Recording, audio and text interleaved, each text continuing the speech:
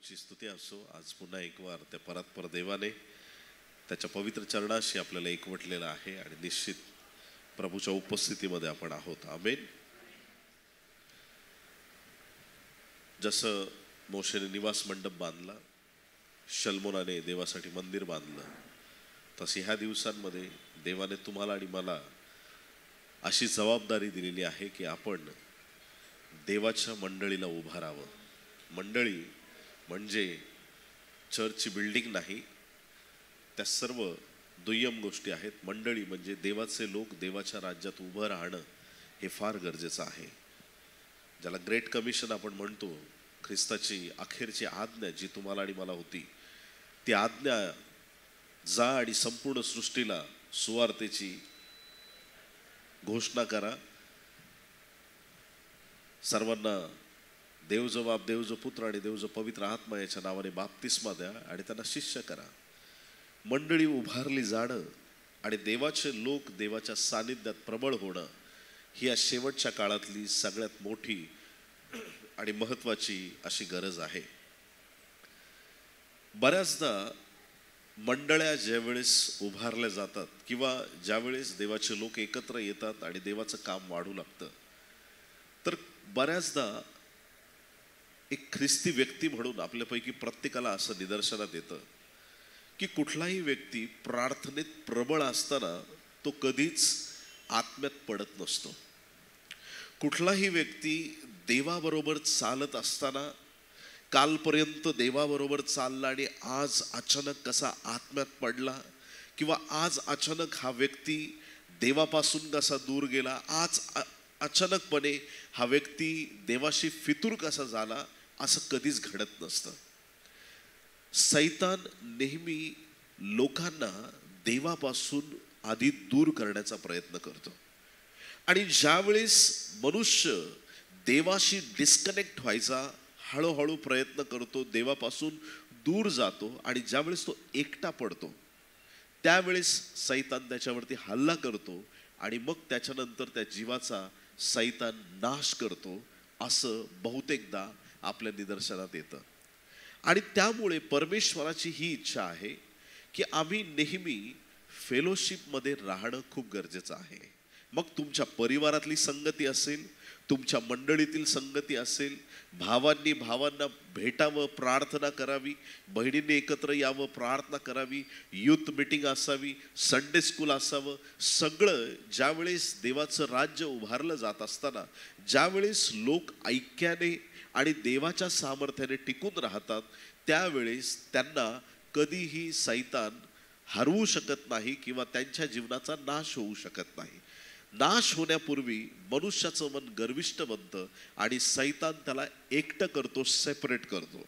आणि ते सेपरेट करण्याचं जे काही कार्य आहे किंवा एखाद्या व्यक्तीला देवापासून दूर करण्याचं कार्य आहे, मोह असू शकतो, एखादं पाप असू शकतं, नको असलेलं एखादं अट्रॅक्शन असू शकतं, देवापासून नसलेली एखादी अशी लहानशी गोष्ट असू शकते की जी माणसाला देवापासून दूर घेऊन जाते आणि एकदा तो माणूस देवापासून दूर झाला की त्याच्या पतनाला सुरुवात होते आणि मग त्याचं मन इतकं कठीण बनतं की त्याला तुम्ही कितीही वचनांद्वारे सांगा, पवित्र आत्म्याने त्याला सांगा, परंतु एक भिंत सैतान त्या व्यक्तीच्या भोवती उभारतो, मन त्या व्यक्तीचं कठीण होतं आणि त्या व्यक्तीला प्रभूकडे येण्यासाठी खूप डिफिकल्ट जातं आणि तिथून परत माघारी येणं त्याच्यासाठी एक अशक्य किंवा कठीण गोष्ट बनते.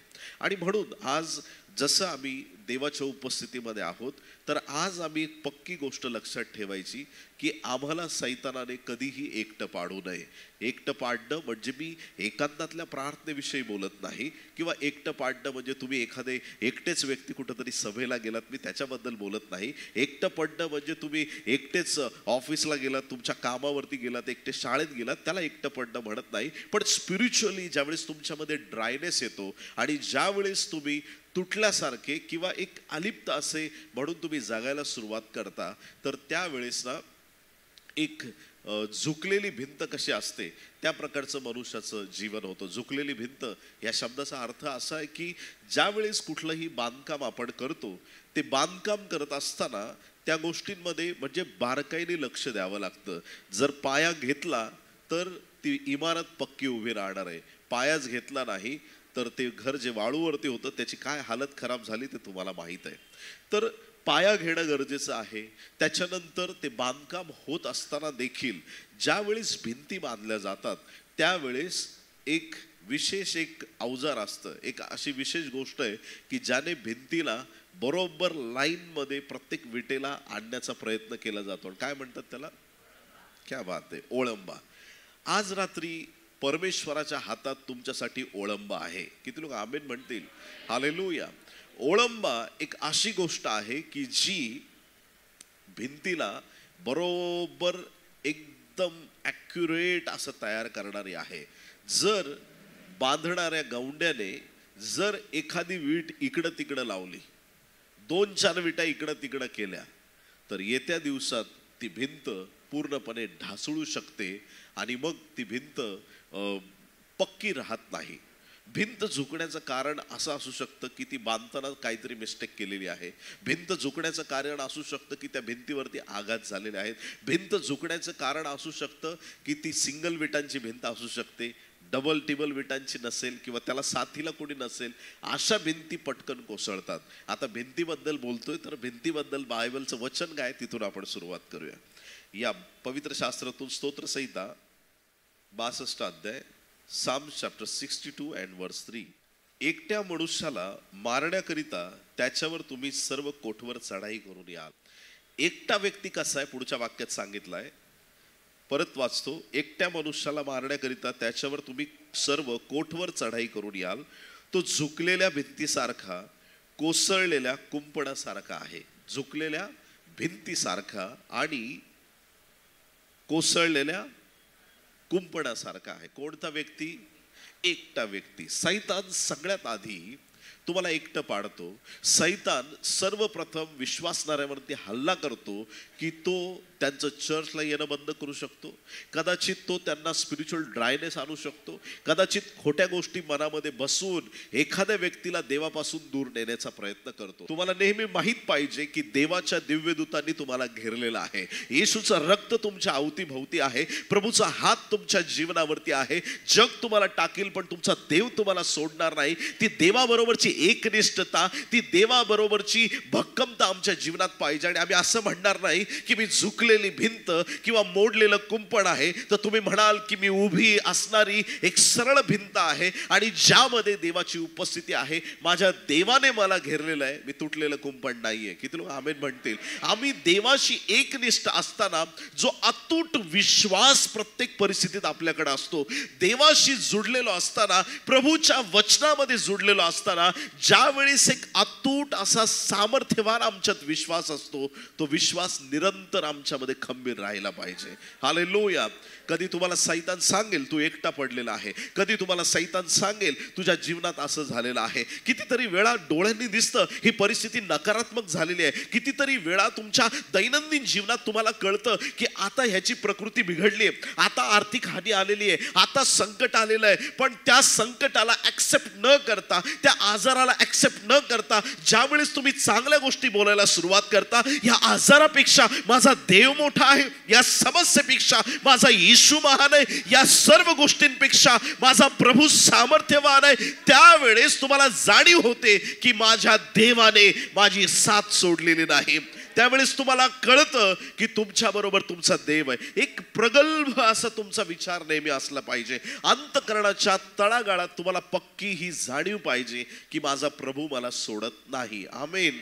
हालेलुया. त्या नकारात्मक परिस्थितीत आम्हाला टिकून राहणं गरजेचं आहे. सकारात्मक गोष्टी बोलणं गरजेचं आहे. आणि कोसळलेल्या कुंपणासारखं किंवा त्या झुकलेल्या भिंतीसारखं जीवन जगू नका प्रियांनो. आज देवाची इच्छा आहे. इंडियन चर्चेसमध्ये, आपल्या भारतीय चर्चेसमध्ये एक खूप मोठी दुःखदायक गोष्ट आहे की आपल्या इंडियन चर्चेसमध्ये लॉयल्टी बघायला मिळत नाही, एकनिष्ठता पाहायला मिळत नाही. एकनिष्ठता देवाबरोबर नाही, मंडळी बरोबर नाही, देवाच्या राज्याबरोबर नाही. अनेक ठिकाणांमध्ये तुम्हाला पाहायला मिळेल की एक चर्चेस 4 चर्चेस होतात. लोक एका ठिकाणाहून दुसऱ्या ठिकाणी निघून जातात का? ती एकनिष्ठता नसल्यामुळे कधीच स्पिरिच्युअल स्ट्रेंथ लोकांना प्राप्त होत नाही. पण ज्यावेळेस लोक देवाशी एकनिष्ठ होतात, मंडळीशी एकनिष्ठ होतात, ज्या चर्चला, जे आता ऑनलाईन ऐकत आहेत, तुम्ही ज्याही चर्चला जाता त्या चर्चमध्ये तुम्ही एकनिष्ठ आहात का? तुम्ही प्रत्येक गोष्टीमध्ये तुम्ही देवाबरोबर जुडलेले आहात का? ज्या भावांनी तुम्हाला, ज्या बहिणींनी संकटाच्या दिवशी तुम्हाला हात दिला, त्यांचा हात सोडून आज तुम्ही झटकून निघून गेलेले आहात का? प्रत्येकाने आपल्या मनाला हा प्रश्न विचारणं गरजेचं आहे. ज्यावेळेस मनुष्य एकटा असतो, उत्पत्ती 2:18 मध्ये देवाचं वचन सांगतं, मनुष्य एकटा असावा हे देवाला बरं वाटलं नाही, म्हणून त्याला योग्य अशी साथीदारीण, त्याला पत्नी अशी परमेश्वराने तयार केलं. हवेला देवबापाने तयार करण्याचं एकमेव कारण होतं की देवाला मनुष्य एकटा असावा हे बरं वाटलं नाही. कितीतरी वेळा फॅमिलीमध्ये प्रॉब्लेम्स असतात प्रियांनो, कितीतरी वेळा पती पत्नीमध्ये एकता नसते, युनिटी नसते, आणि त्या गोष्टीचा फायदा घेऊन आज सैतानाने कितीतरी परिवार उद्ध्वस्त केलेले आहेत. सैतान कोणाच्या माध्यमातून काहीतरी बोलू शकतो, एखादी छोटीशी गोष्ट परिवारात पती पत्नीमध्ये घेऊन येऊ शकतो. कितीतरी वेळा असं होतं की मुली प्रार्थनेसाठी येतात, तरुण बहिणी सांगतात, मी फक्त आठवडाभर नांदले, मी फक्त महिनाभर नांदले. काही सगळे परिवाराचे संबंध असे तटकन तुटण्यासारखे आहेत का? देवाच्या प्रिय लोकांनो, आज जर कुटुंब ही व्यवस्था देवाने उभी केली आहे, तर एक मनात पक्की जाण पाहिजे की ज्या पवित्र चर्चमध्ये देवाच्या उपस्थितीत वचन दिलेलं आहे, सुखात आणि दुःखात मी तुला साथ देणार आहे. सुख आलं तर तुम्ही साथ देता आणि दुःख आलं तर तुम्ही सोडून जाता. तर तुमच्यासारखं लबाड या जगामध्ये कुणी नाहीये. कान उघडे ठेवून ऐका देवाच्या प्रिय लोकांनो, प्रत्येक परिस्थितीत आपल्या लाईफ पार्टनरला साथ द्यावी ही देवाची योजना आहे. किती लोक आमेन म्हणणार आहे त्या गोष्टीला? हालेलुया. देवाच्या प्रिय लोकांनो, आज ही एक शोकांतिका आहे. प्रत्येक परिस्थितीत, प्रत्येक दुःखात, प्रत्येक अडचणीत कितीतरी वेळा असं पाहिलंय, मूलबाळ होत नाही, नवरा म्हणतो मी आता दुसरी बायको करणार. ह्या गोष्टी ख्रिस्ती समाजात चालू आहेत, ह्या गोष्टी विश्वासणाऱ्यांमध्ये चालू आहेत. मग ह्यासाठीच का तुम्ही देवाच्या पवित्र मंदिरामध्ये, देवाच्या भवनात हातात हात घेऊन एकमेकांना वचनं दिली होती? एकनिष्ठता ही फार महत्वाची आपल्या परिवारामध्ये. आमेन. देवाच्या प्रिय लोकांना, आदम एकटा असावा देवाला बरं वाटलं नाही, त्याच्यासाठी योग्य साथीदारी निवडली. आज पती पत्नीमध्ये ऐक्य असणं गरजेचं आहे. युनिटी, ती फेलोशिप असणं, प्रार्थना जीवन असणं खूप गरजेचं आहे. त्याच प्रकारे पहिले राजे 18 अध्याय आणि 22 वचनामध्ये एलिया लोकांना म्हणाला, एलिया इतका मोठा देवाचा सेवक आहे, तो लोकांना काय म्हणतो ऐका, परमेश्वराच्या संदेष्टांपैकी मी एकटाच उरलो आहे. बालाचे संदेष्टे तर 450 आहेत, बाकीचे संदेष्टे गेले कुठं? इजबेलने त्यांचा घात केला होता प्रियांनो. आणि आता फक्त देवाचा दास एलिया या भूतलावरती आहे. त्याच्या बरोबरचे सगळे संदेष्टे संपलेत. एलिया एकटा आहे, पण त्या एकटेपणात त्याला गॅरंटी आहे की त्याचा देव त्याच्या बरोबर आहे. आणि झुंज घेतो त्या सैतानाच्या लेकरांबरोबर आणि उभा राहतो फार विश्वासाने. आणि जशी स्वर्गाकडे तो प्रार्थना करतो, स्वर्गातून अग्नी उतरून येतो आणि सगळे अर्पण त्या वेदीवरची भस्म होतात आणि एलियाचा देव त्याला जय देतो. प्रियांनो, अग्नीद्वारे बोलणारा देव त्याला यशस्वी करतो. देवाच्या प्रिय लोकांनो, ज्यावेळेस प्रभू तुमच्या बरोबर आहे, तुम्ही एकटे पडू शकत नाही. ज्यावेळेस तुम्ही वारंवार एखाद्या गोष्टीचं कन्फेशन करता, मला एकाकी वाटतंय, माझ्या जीवनातून हा व्यक्ती निघून गेला, अरे एलियाचे सगळे संदेष्टे मरण पावलेत, त्याला साथ देणारे त्याच्या बरोबरचे सगळे सेवकगण मरण पावलेत, पुढचा त्याचा नंबर आहे, अशी सिच्युएशन आहे. आणि राणीने तर नियमच पूर्ण काढलं की नाही, निर्धार केला पक्का, माझ्या लोकांचं जे केलं ते तुझं करणार, एलिया तुला मी मारणार, बस. राणीने निर्णय घेतला प्रियांनो. पण त्या परिस्थितीमध्ये त्या राणीला एक माहित नव्हतं की एलिया असा दास आहे की त्याला मरणाचा अनुभव येणारच नाही. हालेलुया. आज कोणी तुमच्या जीवनावर टपलंय का? कोणी तुम्हाला संपवण्यासाठी प्रयत्न करते का? कोणाला वाटते का तुम्ही मरावं? तर लक्षात ठेवा, ही अशी पिढी आहे की या पिढीला एलियासारखं मरणाचा अनुभव येणार नाही. प्रभू तुम्हाला उचलण्यासाठी, स्वर्ग राज्यात घेण्यासाठी येणार आहे. ज्यावेळी त्याच्यावर विश्वास ठेवता, ज्यावेळी त्याच्या बरोबर चालता, तुम्हाला खात्री पाहिजे की सैतानाच्या योजना माझ्यासाठी नाहीत. पापाकडे वळण्यास थोडीशी सुरुवात झाली, तात्काळ प्रभूला सांगा, मला तुझ्या रक्ताने धुवून शुद्ध कर, मला तुझ्या ट्रॅक वरती घेऊन ये. मन ऐकेना दुर्विकारी केली ना. मन ऐकतच नाही. मन नेहमी तुम्हाला चुकीच्या ट्रॅककडे इकडं तिकडं न्यायचा प्रयत्न करेल. पण त्या मनाला सांगायचं, हे मना, तुला मी स्वीकारत नाही, कारण मला येशूचं मन आहे. जे प्रभूचा आत्मा मला सांगेल मी त्याप्रमाणे चालणार आहे. जे प्रभू मला सांगेल त्याप्रमाणे मी चालणार आहे. एकटं एकाकी जीवन जगू नका. किती लोक आमेन म्हणतील? हालेलुया. प्रभूचं घर तुमच्यासाठी परिवार आहे. आमेन. हालेलुया. चर्च मंडळी तुमच्यासाठी तुमचा परिवार आहे. हालेलुया. जगात तुम्हाला कोणी सोडलं तरी देव तुम्हाला सोडणार नाही आणि देवाची मंडळी तुम्हाला सोडणार नाही. जे सामर्थ्य ख्रिस्ताचं स्वर्गात आहे, माझ्या शब्दांकडे लक्ष द्या, समजलं नाही तर डोक्यावरून जाईल आणि विपरीत अर्थ पण घेऊ शकाल. जेवढं सामर्थ्य येशूचं स्वर्गात आहे त्याच्यापेक्षा एक कण पण कमी सामर्थ्य देवाच्या मंडळीत नाहीये. तेवढंच सामर्थ्य देवाने या दिवसात मंडळीमध्ये ठेवलेलं आहे. कारण देव जो बाप जर तिथं बसलाय, देव जो पुत्र तिथं आहे, तर देव जो पवित्र आत्मा आज मंडळीमध्ये आहे, तीच उपस्थिती जसे स्वर्गात तसे पृथ्वीवर. मग जसं स्वर्गात आहे तशी संपन्नता देव तुमच्या जीवनात देत आहे. स्वर्गात जसं सुख आहे तसं सुख देव तुमच्या जीवनात देत आहे. स्वर्गात जशी अविरत शांती आहे ती शांती देव तुमच्या मनात देत आहे. तुमची शांती कशाने भंग होणार नाही. तुमच्या चेहऱ्यावरचा आनंद कोणी काढून घेऊ शकणार नाही. तुमच्या जीवनावरचे आशीर्वाद कोणी काढून घेऊ शकणार नाही. आज दुपारी मी प्रार्थना करत होतो आणि एक तलवार मला दिसली, रक्ताने माखलेली तलवार. आणि मी प्रभूला विचारतो, हे काय? खूप खतरनाक तलवार होती, एकदम हेवी तलवार, एकदम तिचा दांडा, त्याची मूठ आणि पुढं दुधारी तलवार, एकदम लांब लचक मोठी तलवार आहे आणि रक्ताने माखलेली. मी प्रभूच्या आत्म्याला विचारतो, हे मला काय दाखवतोय? आणि प्रभूच्या आत्म्याने मला सांगितलं की ही तलवार ती आहे ज्या तलवारीने संत पौलाचा शिरच्छेद केला होता. प्रभू कधी काय दाखवेल ना सांगता येत नाही. मी म्हटलं, मला का दाखवतोय? हे काय आहे? मला समजे ना. ह्या तलवारीबद्दल तुला काय वाटतं? मी म्हटलं, प्रभू तूच सांग. देवाच्या आत्म्याने सांगितलं, ह्या तलवारीला तुच्छ समज. मी म्हटलं, का प्रभू? काय कारण आहे? ख्रिस्ताचा वधस्तंभ, ज्या वधस्तंभावर ख्रिस्त मारला गेला, त्या वधस्तंभाला आम्ही एवढं सामर्थ्यवान समजतो. पौलाचा ज्या तलवारीने वध झाला तिला तुच्छ का समजावं? देवाच्या आत्म्याने एक गोष्ट मला पक्की सांगितली की ह्या तलवारीने संत पौलाला ख्रिस्ताच्या प्रीतीपासून विभक्त केलं नाही. हालेलुया. किती लोक आमेन म्हणणार या गोष्टीला? कुठली तलवार तुम्हाला देवापासून दूर नाही करू शकत. त्याच्या शरीरापासून त्याचं मस्तक वेगळं झालं पण तो ख्रिस्तापासून वेगळा झाला नाही. आमची ही साक्ष असावी. आमच्या जीवनातून काहीही गेलं तरी चालेल, पण आमच्या देवाची उपस्थिती, त्याची फेलोशिप, त्याची साथ निरंतर आमच्या जीवनामध्ये टिकून राहिली पाहिजे. निरंतर आम्ही प्रभूच्या सानिध्यात टिकून राहिलं पाहिजे. निरंतर आम्हाला एकनिष्ठता दाखवायची आमच्या परमेश्वराबरोबर. निरंतर आम्हाला त्याच्याबरोबर त्याच्या संगतीनं पुढे चालायचंय. मी एकटा पडलोय आणि मी एकाकी जीवन जगतोय हे तुमचे कधीच शब्द नसावेत. किती लोक आमेन म्हणणार आहेत? या ठिकाणी देवाच्या प्रिय लोकांनो, एकटे पडलेले लोक हे झुकलेल्या भिंतीसारखे आहेत. आज आपल्याला झुकलेल्या भिंतीसारखं नाही, एक पर्वतासारखं उभं राहायचंय. जो खडक येशू ख्रिस्त आहे त्याच्यासारखं आपल्याला स्ट्रॉंग उभं राहायचंय. हालेलुया. स्ट्रॉंग, एकदम स्ट्रॉंग. आमेन. हालेलुया. बोलो येशू मसीह. स्ट्रॉंग उभं राहायचंय.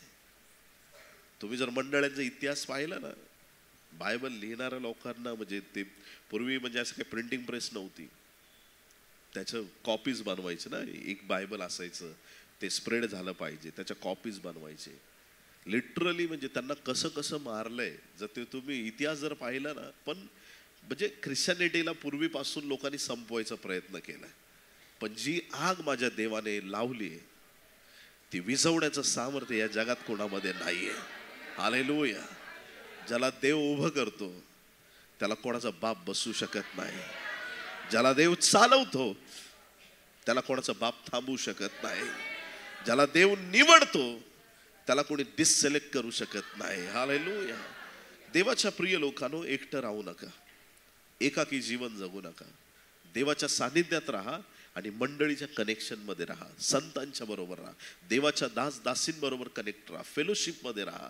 एकटं कुणाला पाडण्याचा पण प्रयत्न करू नका, त्याच्यासारखं मोठं पाप काय असू शकत नाही. एकमेकांना साथ द्यायला शिका. टार्गेट करून काही लोक एखाद्याला एकटं पाडायचा प्रयत्न करतात, परंतु नेहमी लक्षात ठेवा की जर ख्रिस्तात तुम्ही आहात तर तुम्हाला देवाशी एकनिष्ठ राहायचंय आणि देवाच्या लोकांशी एकनिष्ठ राहायचंय. आमेन, हालेलुया. तर सैतान कसा एकटं पाडतो पहा. 2 शमूएल 11 अध्याय 1 वचन. एक दिवस असा आला की आपला दावीद राजा रेग्युलर युद्धावर जायचा, निरंतर युद्धावर जाणारा राजा. पण एक दिवशी काय माहित काय झालं त्याला. काही लोकांना चेंज खूप आवडतो, मला थोडंसं वातावरण बदलायचंय, मी बाहेर जातो, चेंज खूप आवडतो. काही लोकांना जॉब चेंज करायला आवडतो, सारखं नुसतं नाही का ह्या तळ्यातून त्या तळ्यात, इथून तिथं तिथून चेंज काही लोकांना आवडतो. नाही बस झाला आता, इथं बस झाला आता चेंज. काही लोकांना एक लग्नावरती थांबत नाही, चेंज पाहिजे लाईफमध्ये नाही का. काही लोक शाळा बदलत राहतात नाही का, मला हे कॉलेज नाही, मला ते कॉलेज पाहिजे, मला आता कॉमर्स नाही, मला आता सायन्स नाही. काही लोक कंटिन्यू त्यांचं माइंड जसं चेंज होईल तसं ते चेंज होत राहतात. आणि काही लोक अशा असतात की ते एकनिष्ठ असतात, ते कशानेच हलत नाहीत, प्रभूच्या सानिध्यात टिकून राहतात. काही लोक सातत्य त्यांचं विसरतात, आणि जे सातत्य विसरतात ते लोक यशस्वी रीतीने जीवन नाही जगू शकत. सातत्य असलं पाहिजे, ज्या चांगल्या गोष्टीत त्याच्यात सातत्य असलं पाहिजे. एखाद्या गोष्टीत जर तुम्ही सातत्य ठेवलं, तुम्ही काही शिकताय, स्विमिंगचा क्लास लावलाय, शिकताय तुम्ही, सातत्य ठेवलं तर अडचणीच्या दिवशी जेव्हा कोणी पाण्यात पडेल तुम्ही वाचू पण शकता आणि स्वतःला पण वाचू शकता. जर सातत्य ठेवलं, तुम्ही अर्ध्यातून स्विमिंग सोडली, तुम्ही किनाऱ्यावर येऊन बुडू शकता, सांगता येत नाही, कारण तुम्ही अर्ध्यात स्विमिंग. समजतंय तुम्हाला मी काय म्हणतोय. एखाद्या गोष्टीत सातत्य असणं, जे देवाने तुम्हाला काम दिलंय त्या कामात तुमचं सातत्य असणं गरजेचं आहे. सातत्य खूप गरजेचं आहे. सातत्य. आराधना करताय, सातत्याने आराधना करा. तुमच्या आवाजाला एक ट्यून मिळत जाईल, तुम्ही एकदम एक्सपर्ट होत जाल. या जगात देवाने तुम्हाला आणि मला शिकायला पाठवलंय. येशू ख्रिस्त जर त्याच्या जीवनाबद्दल पाहिलं तर बायबल सांगतं येशू आज्ञाधारकपणा शिकला. येशूला शिकायची गरज आहे, सगळं येतं त्याला. पण मनुष्य म्हणून आला ना तर माणसासारखं राहायचं त्याला शिकलं पाहिजे. तो देव आहे ना, तो देव आहे. माणसात राहायचं त्याला मनुष्याच्या काय चालीरीती आहेत किंवा मनुष्य कसा वाढतो जीवनात ते त्याला पाहायला पाहिजे. 100% देव, 100% माणूस. त्याला शिकावं लागलं. त्याच्या आई बापाने त्याला बोलायला शिकवलं असेल. येशूला ऐकतोय तुम्ही, ऐकायला थोडं कान जड वाटेल, पण हीच रियालिटी आहे. जर त्याला मनुष्य होऊन जगात यायचंय त्याला प्रत्येक गोष्ट शिकावी लागली. मग जर येशू शिकतो, आम्हाला पण शिकावं लागेल, सातत्याने शिकावं लागेल. ते सातत्य आमच्या जीवनात असणं गरजेचं आहे. आता दाविदाचं सातत्य होतं. युद्ध अनाऊन्स झालं, कर्णा वाजायचा. कर्णा वाजण्याचे वेगवेगळे प्रकार आहेत, 4-5 वेगवेगळे प्रकार आहेत. एक स्टाईलमध्ये कर्णा वाजवला, उपासाचा दिवस आहे, अरे अशा प्रकारे वाजतो उपासाचा. दुसऱ्या स्टाईलमध्ये वाजवला, शत्रूने हल्ला केलाय, चला युद्धासाठी. लगेच सायरन वाजल्यासारखे लगेच सगळे ढाली तलवारी घेऊन युद्धावर निघणार. वेगवेगळे होते करणे वाजण्याची पद्धत. मग ज्या वेळेस युद्धासाठी अनाउन्समेंट झाली असेल, दाविदाने सगळ्यांना पाठवून दिलं आणि तो घरी राहिला. हीच मिस्टेक होती दाविदाची. ते व्याभिचार, पाप, सगळ्या गोष्टी पुढे वाचूनच घेऊया एकदा. 2 शमूएल 11 आणि 1, 2 सॅम्युएल चॅप्टर 11 वर्स 1. राजे लोक युद्धाच्या मोहिमेस जातात त्यावेळी म्हणजे वर्षारंभी दाविदाने यवाबाला व त्याच्याबरोबर त्याच्या नोकर चाकरांना व सर्व इस्रायल लोकांना पाठवले. सगळे नोकर चाकर पाठवले, यवाबाला पाठवलं, सगळ्या इस्रायल लोकांना पाठवलं. आणि दावीद कुठे आहे? घरी. I am at home today. घरीच थांबला. घरी थांबणारे लोक डेंजर आहेत. ऐकता तुम्ही चर्च? घरी थांबणारे लोक डेंजर आहेत. एखादा व्यक्ती रोज कामाला जातो, घरी थांबला का भांडणं काढतो. का? घरचे म्हणतात हा गेलेलाच बरा होता.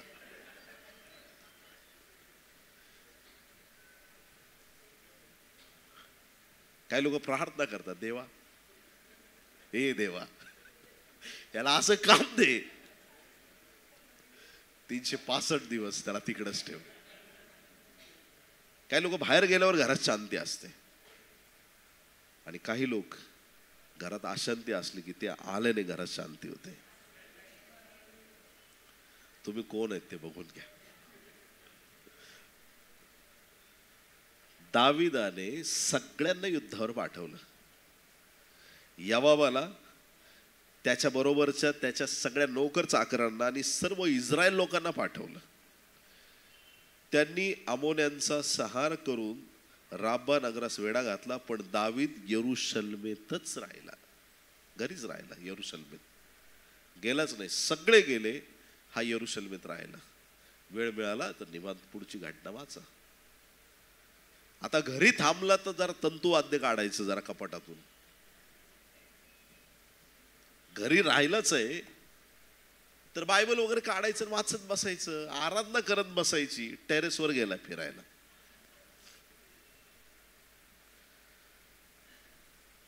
Empty mind is a house of devil म्हटलेलं आहे. एम्प्टी माइंड, ज्याला काही काम धंदे नसतात त्याला दुसऱ्याच्या खुरापती, ज्याला काही काम नाही, असं लिहिलंय बायबलमध्ये, दुसऱ्यांच्या भांडणात पडणारा जवळून जाणाऱ्या कुत्र्याचे कान ओढणाऱ्यासारखा आहे. आता कुत्र्याचे दोन्ही कान ओढल्यावर कुत्रं काय लाड करेल? चाटूनच घ्यायला सुरुवात करेल माणसाला, लाड करेल ना, शेपटी हलवल, काय काय. कान ओढतोय कुत्र्याचे. ज्याला काही कामं नाहीत ना, ते दुसऱ्याची चांगली कामं बिघडवू शकतात. रिकामे बसू नका, डोकं रिकामं राहू देऊ नका, काहीतरी करायला पाहिजे. टेरेसवर फिरणं हे काही काम नव्हतं. सगळ्यांनी युद्धावर पाठवलं आणि इकडं दाविदाने गुडघे टेकले की देवा माझे योद्धे गेलेत, त्यांना यशस्वी कर. चांगली गोष्ट आहे. घरी थांबल्याचं त्याने काहीतरी सार्थक केलं. तंतुवाद्य काढून आराधना करत बसला असता तरी चाललं असतं. सैतानाने बघितलं आज दावीद घरी एकटाय. गल्ल्याता समोर उभा राहणारा, सगळ्या लोकांच्या समोर उभा राहणारा हाच तो दावीद आहे की जो टेरेसवरती एकटा होता. एकट्यात त्याला गाठलं, एकट्यात. लक्षात ठेवा, एकट्यात. जेव्हा दावीद एकटा पडला तेव्हा त्याला गाठलं. एकटे राहू नका, फेलोशिप मध्ये राहा. माझे योद्धे कुठे चाललेत मी तिथं जाईल. माझे प्रेयर वॉरियर्स कुठे चाललेत मी तिथं जाईल. माझ्या बहिणी कुठे चालल्यात मी तिथं जाईल. माझे बंधुवर्ग कुठे आहेत मी तिथं जाईल. माझं चर्च काय करतंय मी तिथं जाईल. फेलोशिप खूप महत्वाची आहे. आणि कितीतरी वेळा कितीतरी लोकांनी अशी साक्ष दिलेली आहे की सैतान मला पाडणार होता, पण बरं झालं पास्टर तुम्ही आले, देवाने माझ्या जीवनातलं सैतानी कार्य दूर केलं. ही फेलोशिप खूप महत्वाची आहे. ही फेलोशिप खूप महत्वाची. ज्या वेळेस देव तुम्हाला एखादी गोष्ट सांगतो ना करायला, तर त्या गोष्टीत एकनिष्ठ राहा. सैतान, जर तुम्ही एकटे पडलेले असणार तर सैतान त्याचा दुरुपयोग करणार त्या गोष्टीचा. दावीद टेरेसवर फिरतोय. ज्याची नजर वर असायची त्याची नजर खाली गेली. ज्याची नजर त्याची नजर खाली गेली. जो युद्धात पाहिजे तो घरी राहिलाय. ज्याची नजर देवाकडे पाहिजे त्याची नजर शरीराकडे, जगिक गोष्टींकडे लागली. मिनिस्ट्री फेल तेव्हाच होते जेव्हा तुम्हाला जगिक गोष्टीत जास्त आनंद वाटायला लागतो. तुमच्या जीवनातून फक्त तुमचा ख्रिस्त लोकांना दिसला पाहिजे. तुमचा खरा दागिना तुमचा देव आहे. बस तुमच्याकडे जी बेस्ट गोष्ट आहे. पेत्र आणि योहान म्हणतात सोने रुपे माझ्याकडे काही नाही. 3000 लोकांच्या मंडळीचा पाळक म्हणतो सोने रुपे माझ्याकडे काही नाही, जे आहे ते तुला देतो. नासुरी येशूच्या नावात उठ आणि चालू लाग. लंगडा भिकारी डायरेक्ट चालायला लागतो. ना लंगडा राहिला ना भिकारी राहिला. धनवान झाला ना आशीर्वादित झाला. आरोग्य प्राप्त झालं. सैतान नेहमी एकटं पाडण्याचा प्रयत्न करतो. जो युद्धावर गेलाय चांगला माणूस उरिया हित्ती, त्याच्या पत्नीकडे त्याने वाईट नजरेने पाहिलं आणि पुढे तो कसा पापात पडला 11व्या अध्यायात व्यवस्थित लिहिलंय. घरी जाऊन वाचा. सैतान नेहमी एकटं पाडतो आणि मग तो तुमच्यावर हल्ला करतो. लक्षात ठेवा, एकटं नाही राहायचंय. आत्मिक रीतीनं नेहमी तुम्हाला फेलोशिप असली पाहिजे. रोज कनेक्शन मध्ये राहा. जे तुमचे आत्मिक लोक आहेत, बिनकामाचे मित्र मैत्रिणी, कॉलेजचे फ्रेंड्स, शाळेतली मैत्रीण, शाळेतला मित्र, त्यांच्याबरोबर तास तास बोलण्यात वेळ घालवू नका. ज्या लोकांना ख्रिस्त माहीत नाही त्यांच्याबरोबर तास तास बोलण्यात वेळ घालवू नका. सगळ्यांशी चांगले राहा. पण जे तुम्हाला आत्मेत प्रबळ करणारे लोक आहेत त्यांच्याशी तास नाही 2 तास बोला. ज्यांच्या मुखातून नेहमी देवाची वचनं निघतात त्यांच्या फेलोशिप मध्ये राहा. आणि जे जगिक आहेत, कदाचित ते चर्चला येणारे असतील, ऐकता तुम्ही चर्च, हालेलुया. काही लोक फक्त नावाला चर्चला आहेत पण बाता सगळ्या बाहेरच्या असतात. किती स्कोर झाला, कोण जिंकलं, कोण, अरे इकडं कुठलेच दिवस चाललेत. आता सध्या मंडळी कुठल्या गोष्टींमध्ये आहे, आज आमचं लक्ष कुठं पाहिजे. जग आणि जगाच्या गोष्टी ज्यांनी टाकल्यात त्यांच्या फेलोशिप मध्ये राहा. देवाच्या सानिध्यात टिकून राहा. आणि जर अशी फेलोशिप तुमच्याकडे नसेल आणि तुमच्याकडे कितीही ऐश्वर्य असू द्या, तुम्ही फार उडे आहात आणि मागे आहात. आज ती फेलोशिप तुमच्या भोवती जमा करायला सुरुवात करा. असे भाऊ, असे बहिणी जीवनात जोडा की जे तुम्हाला नेहमी प्रार्थनेत तत्पर आणि प्रबळ ठेवतील. आमेन. प्रभू तुम्हाला आशीर्वादित करो. शास्त्री 14वा अध्याय 5 आणि 6 वचन. शास्त्री जजेस चॅप्टर 14 वर्सेस 5 and 6. शमशोन आपल्या आई बापासह तिम्ना येथे गेला. तो तेथील द्राक्ष मळ्याजवळ येऊन पोहोचला तेव्हा एक तरुण सिंह गर्जना करत त्याच्या अंगावर आला. कोण आलं? आता इथं 2 तरुण आहेत. एक तरुण आहे शमशोन आणि दुसरा तरुण आहे सिंह. दोघं पण तरुण आहेत. सिंहाच्या तरुणपणापुढं शमशोनाचं तारुण्य व्यर्थ आहे, कारण सिंह जास्त ताकदवर आहे. पण तो सिंह फेल झाला शमशोनापुढं. का? कारण की शमशोनावरती देवाचा आत्मा आला. आमेन. तेव्हा परमेश्वराचा आत्मा सामर्थ्याने त्याच्यावर आला शमशोनावर, आणि हातात काही हत्यार नव्हते तरी त्याने करडू फाडावे तसे त्या सिंहाला फाडून टाकले. शमशोनावर आत्मा आला देवाचा आणि त्याने करडू फाडावे असं सिंहाला फाडून टाकले. तथापि आपण काय केले ते त्याने आपल्या आई बापाला सांगितले नाही. याचा अर्थ शमशोन आणि त्याची मम्मी आणि त्याचे डॅडी मुलगी बघायला तिम्नाला चालले होते. जाता जाता रस्त्यात गप्पा चालल्या असतील. पप्पा, मुलगी फार सुंदर आहे. मम्मी, ह्याच वर्षी लग्न करायचं, आपण उशीर करायचा नाही. तिला तू काय देणार आहेस मम्मी दागिने, लग्नात जेवण काय ठेवायचं, काय नाही, असं गप्पा करता करता मम्मी डॅडी बोलत बोलत पुढे चाललेत. शमशोन मागं राहिला. आणि शमशोन मागं राहिल्याच्या नंतर जेव्हा शमशोन एकटा होता तेव्हा सिंहाने त्याच्यावर हल्ला केला. ही सैतानाची काम करण्याची रीत आहे प्रियांनो, एकट्यात गाठण्याची. दाविदाला एकट्यात गाठलं, शमशोनाला एकट्यात गाठलं. पण बरं झालं देवाचा आत्मा त्याच्यावर होता. दलीला बरोबर असता तर त्या दिवशी त्याचा कार्यक्रम झाला असता. समजतं आपल्याला? त्याच्या जीवनावरती जर काही वाईट गोष्टीचा हात असता, पवित्र आत्म्याचा हात नसता, तर त्याचं तिथंच संपलं असतं जीवन. पण पवित्र आत्म्यामुळे त्याला वाचवलं परमेश्वराने.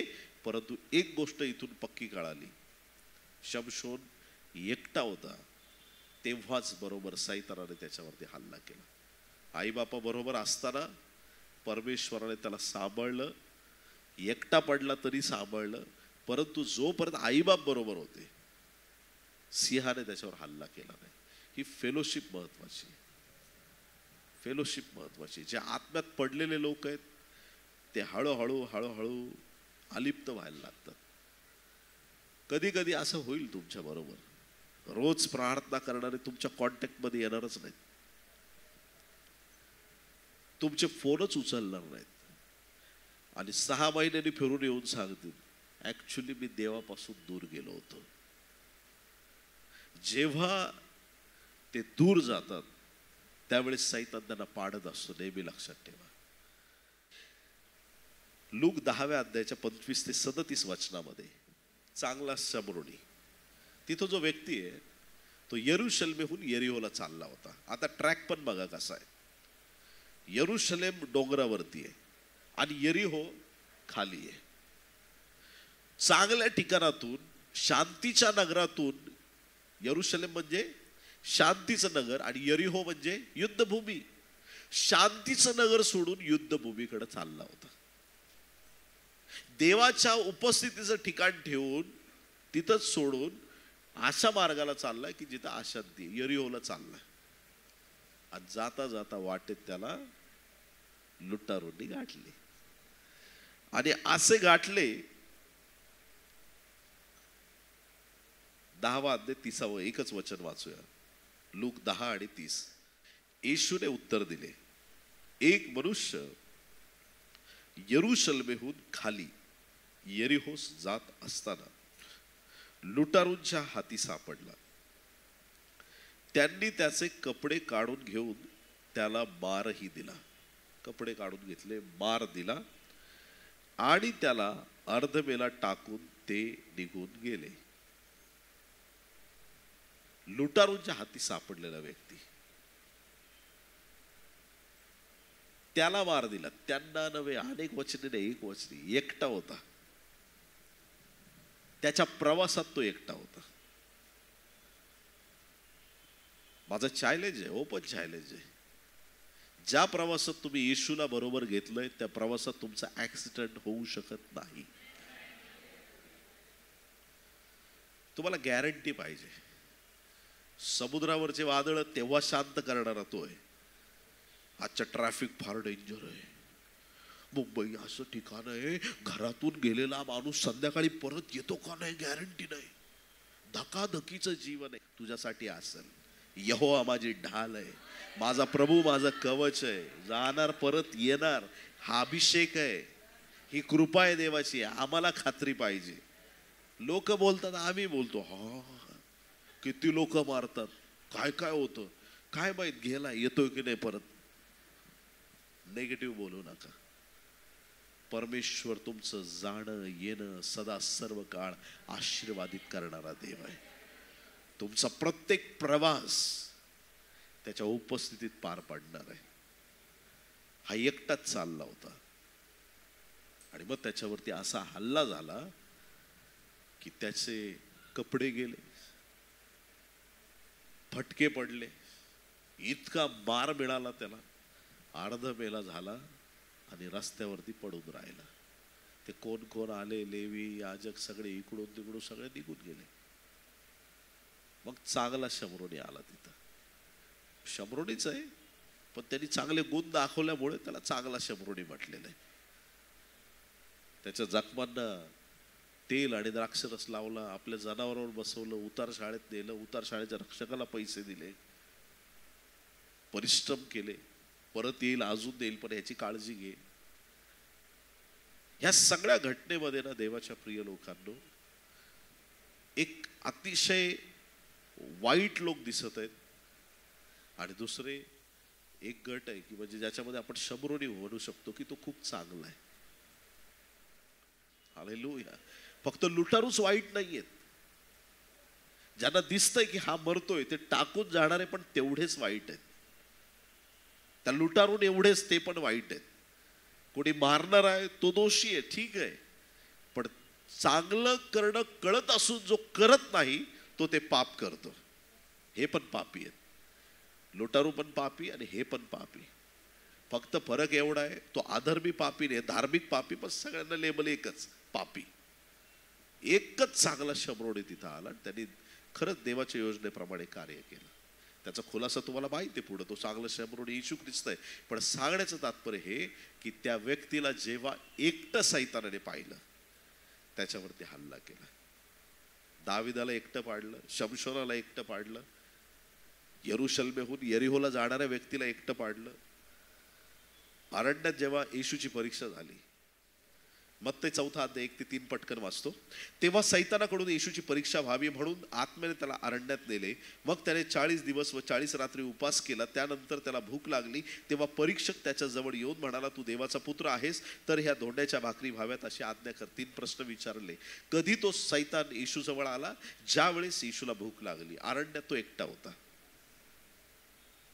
प्रत्येक प्रसंगात सैतान एकटं तुम्ही आहात याचा तो विचार करतो. तुम्ही एकटे आहात हे पाहून तो तुमच्यावरती हल्ला करायचा प्रयत्न करतो. बहुतांशी पाप एकट्यात होतात प्रियांनो. कोणी असे पोस्टर वाटत नाही, आज रात्री मी दरोडा टाकणार आहे, आज रात्री मी दरोडा टाकणार आहे. प्रियांनो, न्यूजपेपरला द्या, आज मी दरोडा टाकणार आहे. जर त्याने अनाऊन्स करून दरोडा टाकला तर पोलीस पहिला त्याच्यावर दरोडा टाकतील, आहे की नाही? पहिलं त्याला उचलतील, संपला विषय, टाका आता दरोडा. नाही करू शकत अनाऊन्समेंट.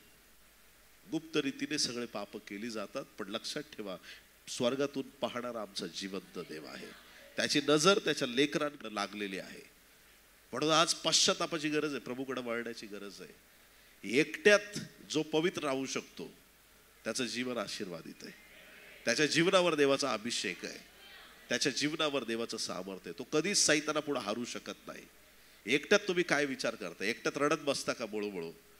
मला हा असं बोलला, मला त्यांनी केलं, मला हे सोडून गेलं, माझं असं झालं, माझे हे गेलं ते गेलं. झालेल्या गोष्टींबद्दल रडू नका. येणारं ऐश्वर्य किती मोठं आहे त्याच्याबद्दल धन्यवाद द्यायला सुरुवात करा. येत्या दिवसातले आशीर्वाद किती मोठे आहेत त्याच्याबद्दल देवाचा गौरव करायला सुरुवात करा. तुमचे आशीर्वाद थांबणार नाहीत प्रियांनो. आमेन, हालेलुया. अरण्यात येशू एकटा आहे. सैतान त्याची परीक्षा पाहतोय आणि वधस्तंभावर येशू तो किती एकटा आहे. गर्दी आजूबाजूला, पण शिष्य म्हणत नाहीत की मी त्याच्या बरोबर होतो, मला पण क्रूसावर खेळा. नाही, दाणादाण झाली सगळ्यांची, मेंढरांची. शिष्य सोडून गेलेत. योहाना आहे, हृदयाशी टेकलेला होता. ज्यांचे नाते प्रभूच्या हृदयाशी टेकलेले आहेत ना, ते कधीच दूर होत नाही. कोणी येशूच्या मिनिस्ट्रीच्या पैशांची थैली होती, ती डबी होती, कोणी त्या डबीला टेकलेलं होतं. डबी गेले, तो पण गेला, सगळे लटकून गेले, काय फायदा नाही. हृदयाला टेकणारे लोक देवाला आवडतात. बापावरी टेकताना लेकरांना सुख फार, येशूपाशी राहताना हर्ष वाटतो अपार. बस ते ख्रिस्ताच्या हृदयाला टेकणारं जीवन पाहिजे. योहाने, बाकी सगळे गायब. कुठे गेला लाजार? मेलेल्यातून उठलेला लाजार कुठे? आरोळी दिली का? माझ्या प्रभूला खेळू नका. जक्कई कुठे गेला? बर्तिमाई कुठे आहे ज्याला डोळे मिळाले? ज्या डोळ्यांनी प्रभूला त्याने पाहिलं होतं त्याच डोळ्यांनी, तो देवाचा गौरव पाहणारे डोळे, आता त्या डोळ्यांनी ख्रिस्ताला खेळलेलं त्याला पाहण्याची वेळ आली. कुठे गेले सगळे?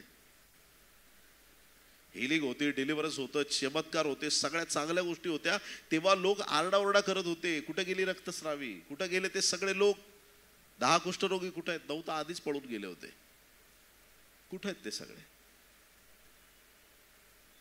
त्याच गर्दीत कुठंतरी उभे आहेत, निष्क्रिय उभे आहेत, काहीच करू शकत नाही. ख्रिस्त वधस्तंभावर एकटा आहे. आणि 4थ्या शब्दात मार्क 15:33-36 वचनामध्ये, 34व्या वचनात त्याने 9व्या तासाला येशू मोठ्याने आरोळी वारून बोलला, एलोई एलोई लमा सबक्तनी, म्हणजे माझ्या देवा तू माझा त्याग का केलास? कोणी त्याग केला येशूचा? सगळ्यांनी केला. आणि इतर एलोई एलोई म्हणजे कुणी त्याग केलाय? देव बापाने, पित्याने त्याचा त्याग केलाय. देव बापाने पण येशूचा त्याग केलाय.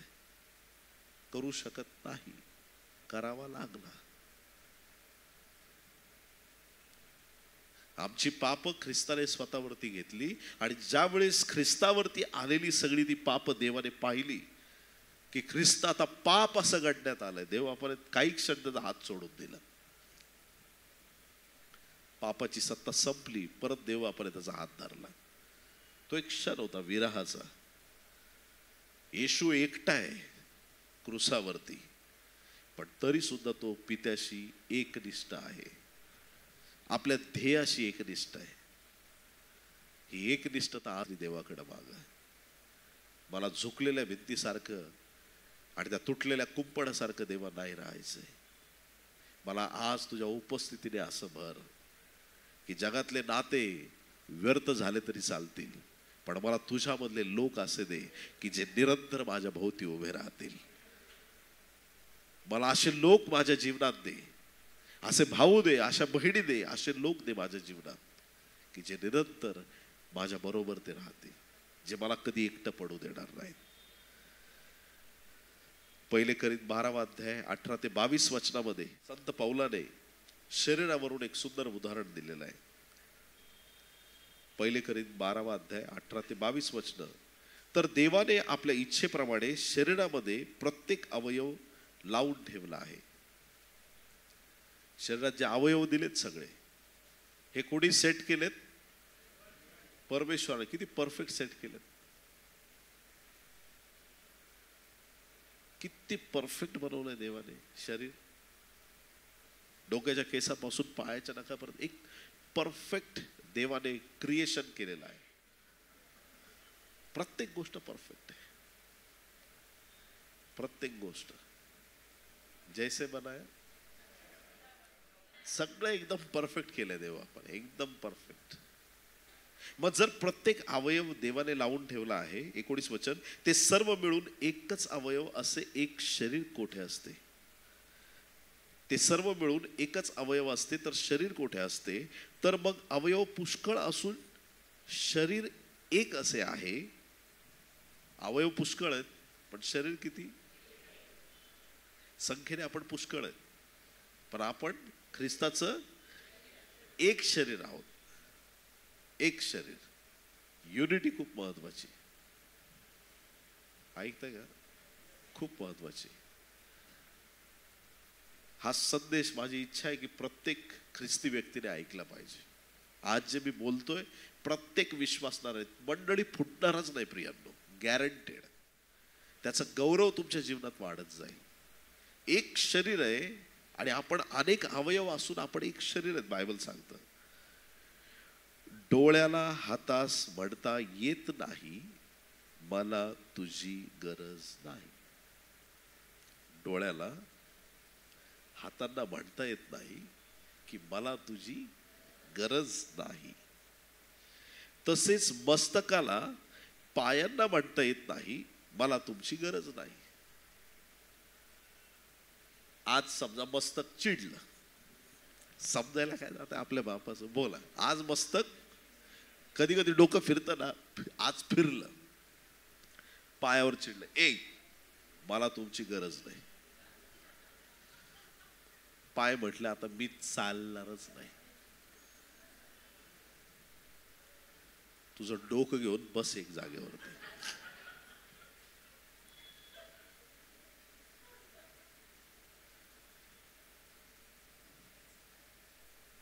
डोळे हातांना बोलतायत तर हात डोळ्यांना बोलतायत, चल आजपासून माझा तुझा संबंध संपला. हाताला मच्छर चावतोय आणि हात म्हणतात अरे बघ डोळ्यांनो, बघा लवकर तिकडं कुठे नेमका, म्हणजे मला दुसऱ्या हाताने मारता येईल, काहीतरी करता येईल. डोळे म्हणतात अजिबात नाही, चावू दे, तुला दाखवणारच नाही कुठं काय चाललंय ते.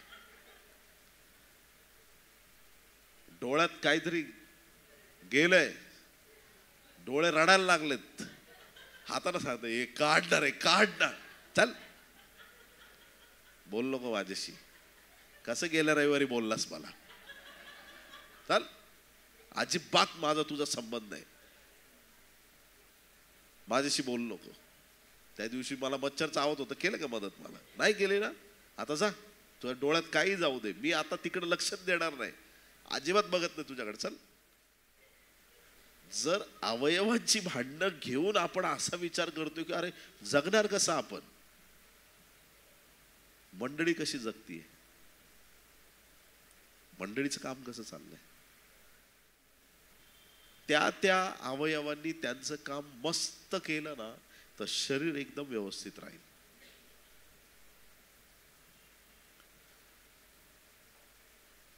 शरीर चांगलं राहील. असंच ख्रिस्ताचं शरीर आहे.